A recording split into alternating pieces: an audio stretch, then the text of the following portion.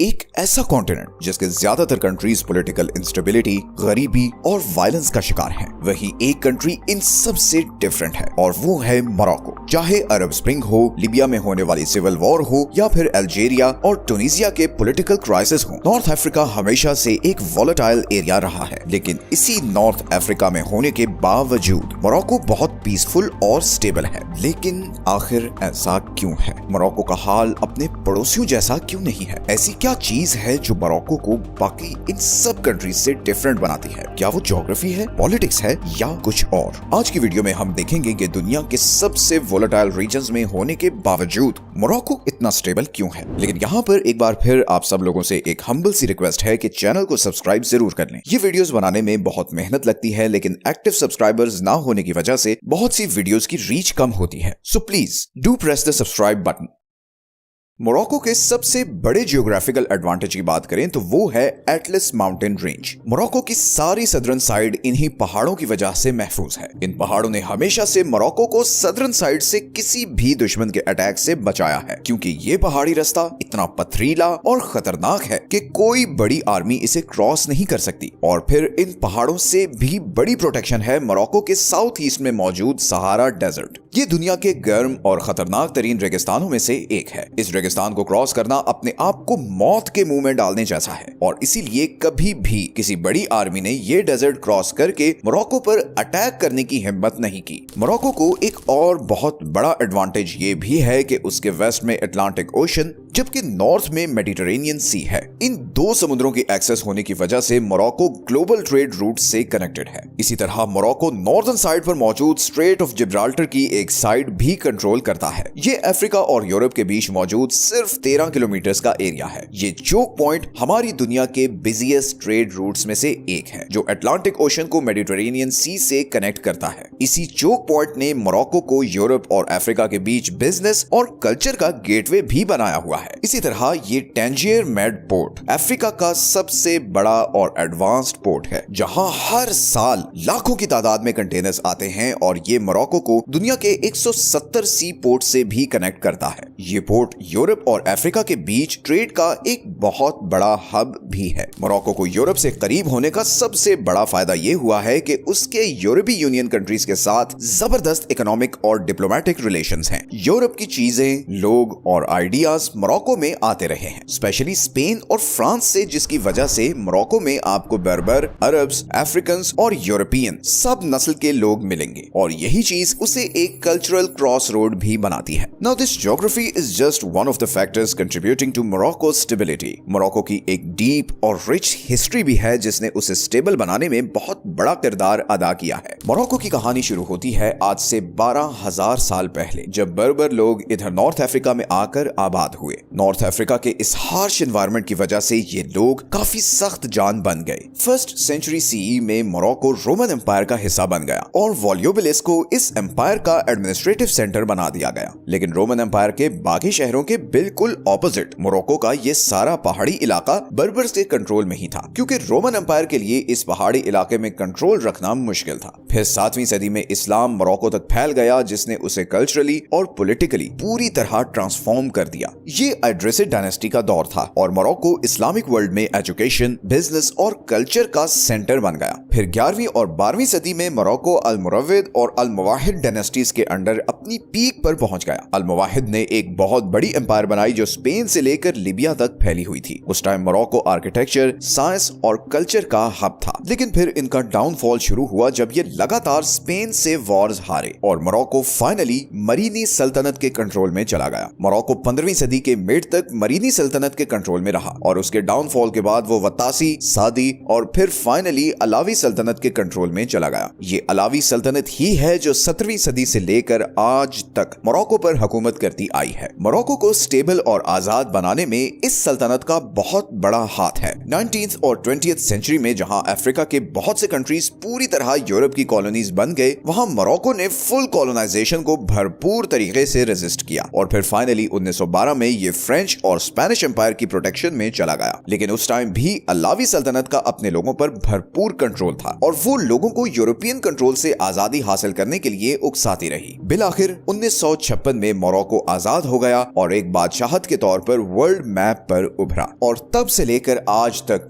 जो मोरक्को के लीडर्स आए, उनकी ही पॉलिसीज ने मोरक्को को इतना स्टेबल बनाया है। किंग मोहम्मद 6 जो इस वक्त मोरक्को के बादशाह हैं, इसकी बहुत बड़ी एग्जांपल है कि कैसे आप अपनी हिस्ट्री और कल्चरल आइडेंटिटी के साथ मॉडर्नाइजेशन को ब्लेंड करते हो। किंग मोहम्मद ने जो इकोनॉमिक इनिशिएटिव्स लिए हैं, उन पर थोड़ी नजर डालते हैं और देखते हैं कि कैसे इन पॉलिसीज ने मोरक्को को अपने पड़ोसियों की बनिस्बत इतना स्टेबल बना दिया है। अगर हम अल्जीरिया और लीबिया से कंपेयर करें, जो कि ऑयल और गैस एक्सपोर्ट्स पर बहुत हैवीली डिपेंडेंट हैं, मोरक्को ने अपनी इकोनॉमी को बड़े जबरदस्त तरीके से डाइवर्सिफाई किया हुआ है और उसकी ऑयल और गैस जैसी इंडस्ट्रीज पर डिपेंडेंस बहुत कम है। मोरक्को ने एक डाइवर्स इकोनॉमी बिल्ड की हुई है, जिसमें एग्रीकल्चर, मैन्युफैक्चरिंग, टूरिज्म और रिन्यूएबल एनर्जी जैसे सेक्टर्स की फोकस हैं। अगर हम नेचुरल रिसोर्सेज की बात करें तो मोरक्को के पास दुनिया के 70% फॉस्फेट के रिजर्व्स हैं और इसी वजह से मोरक्को पूरी दुनिया में फॉस्फेट का सबसे बड़ा एक्सपोर्टर और थर्ड लार्जेस्ट प्रोड्यूसर है आफ्टर चाइना एंड यूएसए। अब फॉस्फेट बहुत इंपॉर्टेंट मिनरल है। ये जितने भी फर्टिलाइजर्स हैं, ये जो खेतों में खाद डलती है, जिसकी वजह से ये फसलें उगती हैं, वो इसी फॉस्फेट से बनती हैं। अगर फॉस्फेट ना हो तो पूरी दुनिया जबरदस्त फूड शॉर्टेज का शिकार हो जाएगी और अरबों लोग भूख से मर जाएंगे। फॉस्फेट सेक्टर मोरक्को की इकोनॉमी का बहुत इंपॉर्टेंट पिलर है, जिसकी जीडीपी में कंट्रीब्यूशन 3% है और इसकी वजह से करीबन 21,000 लोगों को रोजगार मिला हुआ है। इसी तरह एग्रीकल्चर भी मोरक्को की इकोनॉमी का एक इंपॉर्टेंट हिस्सा है और इस सेक्टर में वहां के ऑलमोस्ट 30% लोग काम करते हैं। नॉर्थन मोरक्को के कुछ एरियाज जैसे कि गर्ब और हुआज की जमीन बहुत फर्टाइल है और वहां बहुत सी किस्म के अनाज उगाए जाते हैं और सिर्फ अनाज ही नहीं बल्कि इन एरियाज में ऑलिव्स और सिट्रस फ्रूट्स भी उगाए जाते हैं, जो फिर यूरोप को एक्सपोर्ट किए जाते हैं। मेडिटेरेनियन सी और अटलांटिक ओशन के साथ इतनी बड़ी कोस्ट लाइन की वजह से मोरक्को सी रिसोर्सेज में भी माला माल है। मोरक्को सार्डीन फिश एक्सपोर्ट करने वाला दुनिया का सबसे बड़ा मुल्क है। पूरी दुनिया की 50% सार्डीन फिश मोरक्को एक्सपोर्ट करता है। इसी तरह मोरक्को मैक्रेल, ऑक्टोपस और श्रिम्प्स जैसी सी फूड भी एक्सपोर्ट करता है। मोरक्को की फिशिंग इंडस्ट्री यहाँ की इकोनॉमी का एक इंपॉर्टेंट पार्ट है, जो कंट्री के जीडीपी में 2 to 3% कंट्रीब्यूशन के साथ 1,70,000 लोगों को रोजगार देती है। 2022 में इस फिशिंग सेक्टर ने $1.9 बिलियन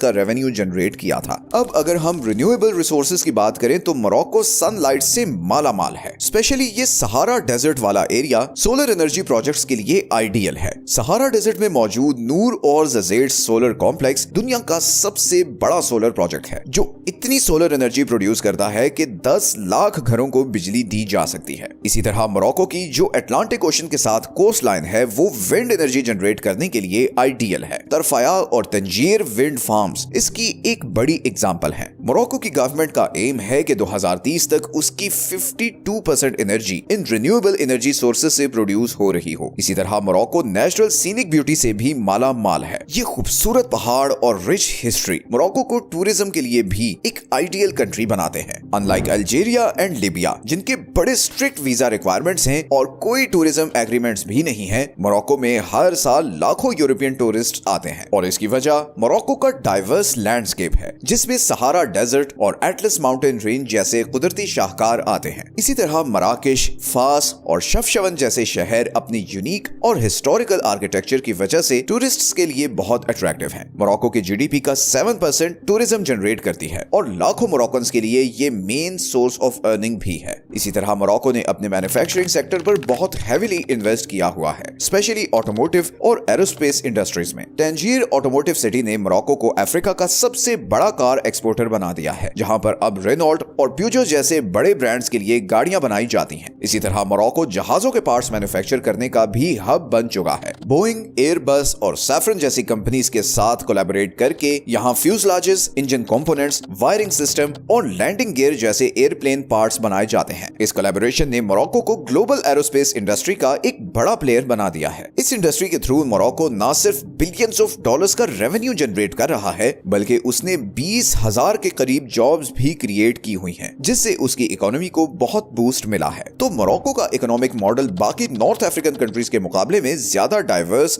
और स्टेबल है और इसकी पहली वजह यूरोपियन कंट्रीज के साथ इसके अच्छे रिलेशंस हैं। दूसरी वजह ऑयल पर कम डिपेंडेंस है। तीसरी वजह मैन्युफैक्चरिंग और एग्रीकल्चर इंडस्ट्री पर ज्यादा फोकस और इन्वेस्टमेंट है। अब बात बात करते हैं मोरक्को की डिप्लोमेटिक स्ट्रेटजी की, जिसने उसे इतने वोलेटाइल और डेंजरस एरिया में होने के बावजूद इतनी स्टेबिलिटी और ग्रोथ दी है। अब जहां मोरक्को के पड़ोसी जैसा कि ट्यूनीशिया और इजिप्ट अपनी पॉलिटिकल सिचुएशन की वजह से फॉरेन इन्वेस्टमेंट्स हासिल करने में बहुत स्ट्रगल करते हैं, वहीं मोरक्को अपनी प्रो बिजनेस पॉलिसीज और न्यूट्रलिटी की वजह से नॉर्थ अफ्रीका का इन्वेस्टमेंट हब है। यूरोप से करीब होने की वजह से मोरक्को यूरोपीय यूनियन का एक बहुत इंपॉर्टेंट डिप्लोमेटिक पार्टनर भी है। मोरक्को का 60% ट्रेड यूरोपीय यूनियन के साथ होता है और यही ट्रेड फॉरेन डायरेक्ट इन्वेस्टमेंट का सबसे बड़ा सोर्स भी है। यूरोप के बड़े ऑटोमोटिव जायंट्स जैसे कि रेनॉल्ट और प्यूजो ने मोरक्को में कार फैक्ट्रीज बनाई हुई हैं, जिनकी वजह से आज मोरक्को अफ्रीका का सबसे बड़ा कार एक्सपोर्टर भी है। इसी तरह मोरक्को का एग्रीकल्चरल सेक्टर भी यूरोपीय यूनियन के साथ ट्रेड एग्रीमेंट होने की वजह से बहुत फायदा उठाता है। इन एग्रीमेंट्स की वजह से फ्रूट्स, सब्जियां और सी फूड आसानी से यूरोपियन कंट्रीज को एक्सपोर्ट होते हैं। इसके मुकाबले में अगर हम मोरक्को के पड़ोसी अल्जीरिया और लीबिया को देखें तो उन्हें अपना फूड बाहर से इंपोर्ट करना पड़ता है। यूरोप के साथ स्ट्रॉन्ग रिलेशनशिप रखने का एक और फायदा ये भी है कि मोरक्को ने यूरोप के साथ वीजा फ्री एग्रीमेंट्स कर रखे हैं, जिससे दोनों तरफ लोग आसानी से आ जा सकते हैं। मोरक्को अफ्रीका से यूरोप जाने वाले माइग्रेशन फ्लोज को भी मैनेज करता है और इसी वजह से उसके स्पेन और फ्रांस के साथ भी जबरदस्त डिप्लोमेटिक रिलेशंस हैं। इसी तरह अगर हम मोरक्को की अफ्रीका में डिप्लोमेटिक स्ट्रेटजी की बात करें तो 2017 में वो एक बार फिर अफ्रीकन यूनियन में शामिल हो गया और इसके बाद उसने सब सहारन अफ्रीका में बहुत हेवीली इन्वेस्ट करना शुरू कर दिया, स्पेशली बैंकिंग, टेलीकम्युनिकेशन और इंफ्रास्ट्रक्चर में, और इसकी वजह से मोरक्को का यहाँ इन्फ्लुएंस भी बढ़ने लगा। इसी तरह Morocco Nigeria Morocco gas pipeline को भी फंड कर रहा है, जिससे नेचुरल गैस नाइजीरिया से मोरक्को और फिर वहां से यूरोप को जाएगी। मोरक्को अफ्रीका में पीस मीडिएटर के तौर पर भी काम करता है और इसकी एग्जांपल है लीबिया में होने वाली पीस टॉक्स जो मोरक्को ने फैसिलिटेट की थी। मिडिल ईस्ट की बात करें तो मोरक्को जियोग्राफिकली मिडिल ईस्ट से दूर होने के बावजूद उससे बड़ा डीपली कनेक्टेड है। मोरक्को के सऊदी अरब और यूएई के साथ बहुत अच्छे रिलेशंस हैं और इसके बदले में उसे इन दोनों कंट्रीज से फाइनेंशियल और पॉलिटिकल सपोर्ट भी मिलती है। मोरक्को पैलेस्टीनियंस के राइट्स के लिए बनाई गई अल कुद्स कम्युनिटी को भी लीड करता है और साथ साथ इसराइल के साथ डिप्लोमेटिक रिलेशंस भी रखता है। इसराइल के साथ अच्छे रिलेशंस रखने के लिए मोरक्को 2020 में एब्राहम अकॉर्ड का भी हिस्सा बन गया। मोरक्को की इस मूव से अमेरिका बहुत खुश हुआ और बदले में मोरक्को के लिए बहुत सी इकोनॉमिक अपॉर्चुनिटीज का दरवाजा भी खोल दिया गया। यहाँ पर एक बहुत इंटरेस्टिंग चीज ये है कि मोरक्को वो पहला कंट्री था जिसने 1777 में अमेरिका की आजादी को तस्लीम किया था और इसकी वजह से आज भी अमेरिका मोरक्को का बहुत ख्याल करता है। अमेरिका मोरक्को को वेस्टर्न सहारा कॉन्फ्लिक्ट पर भरपूर सपोर्ट करता है, जिस पर हम अभी आगे बात करने वाले हैं। तो ऑल इन ऑल मोरक्को की बैलेंस डिप्लोमेटिक अप्रोच ने उसे इतना स्टेबल बनने में बहुत हेल्प की है, स्पेशली उस रीजन में जहां उसके बाकी पड़ोसी पॉलिटिकल इंस्टेबिलिटी की आग में जल रहे हैं। लेकिन कोई मुल्क भी ऐसा नहीं होता जिसमें कोई प्रॉब्लम्स ना हो, एंड मोरक्को इज नो